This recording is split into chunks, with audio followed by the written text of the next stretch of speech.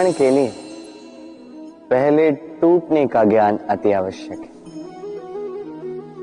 इसका उदाहरण मैं दूंगा इससे।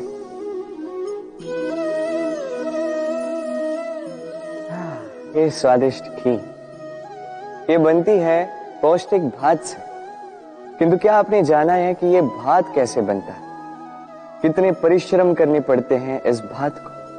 सर्वप्रथम इसे जल में डूबे रहना पड़ता है, उसके पश्चात सूर्य की तीखी धूप में तपना पड़ता है, फिर ओखली में मुसलों की मार सहनी पड़ती है, सूप में इसे उछाल उछाल कर झाड़ा जाता है, तब जाके बनता है ये भात जिसे खाकर हमारे मन को तृप्ति मिलती।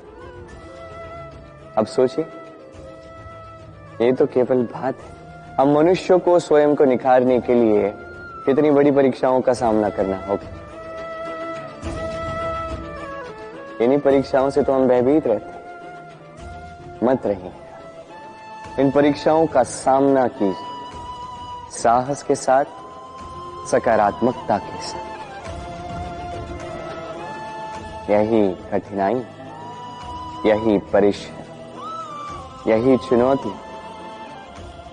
आपके निर्माण में आपके सबसे बड़े सहायक हैं। राधे राधे।